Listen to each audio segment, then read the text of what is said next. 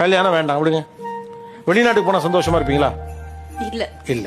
சரி, இன்னும் உயர் பதவி போனா சந்தோஷமா இருப்பீங்களா? இல்ல. இல்லையா? ரைட். வேற ஏதாவது உங்களுக்கு புதிதாக ஒரு 1 கோடி ரூபாய் பரிசு விழுந்தா சந்தோஷமா இருப்பீங்களா? அப்ப ஏதாவது ஒரு ஸ்கில் புதுசா ஏதாவது ஒரு நாட்டியத்திலயோ இசையிலயோ அல்லது ஏதோ ஒரு தொழில்நுட்பத்தையோ கத்துக்கிட்டா சந்தோஷமா இருப்பீங்களா? அது கத்துட்டு தான் சார் இருக்கேன். ஆனா சந்தோஷமா இல்லையா? இல்ல இப்ப நீங்க இதெல்லாம் ட்ரை பண்ணீங்க, சந்தோஷமா இல்ல. ஒரு புதிய உறவுக்கு ட்ரை பண்ணிருக்கீங்களா? இல்ல. ட்ரை பண்ணுங்க. ஒரு மனிதனுக்கு இன்னொரு மனிதனால் தான் மகிழ்ச்சியை தர முடியும்.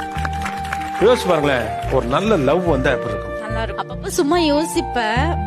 அது நல்லா இருக்கும் சார். நம்மளுக்குன்னு ஒரு ஃபேமிலி, நம்மள எப்படி சொல்றது, டேக் கேர் பண்ணணும், நான் சாப்பிட்டியான்னு கேட்கணும், அந்த மாதிரி. சாப்பிட்டியான்னு கேட்கணும் அப்படிங்கிறது எவ்வளவு முக்கியமானது. சாதாரண விஷயம் தானே. என்னன்னா எனக்கு ரொம்ப வருஷமா யாரும் கேட்டது இல்ல. எனக்கு எப்ப பசிச்சாலும் நான் தான் குக் பண்ணும். நல்லா இருக்கோ இல்லையோ நான் தான் சாப்பிடணும். சோ சாப்பிட்டியா அப்படின்னு கேட்டா அது பெரிய விஷயமா இருக்கும் எனக்கு. இப்படி எத்தனை பேர் இந்த வார்த்தைக்கு காத்திருக்காங்கன்னு தெரியும். இதை ஒரு மனுஷன் தான் கொண்டு வருவான்.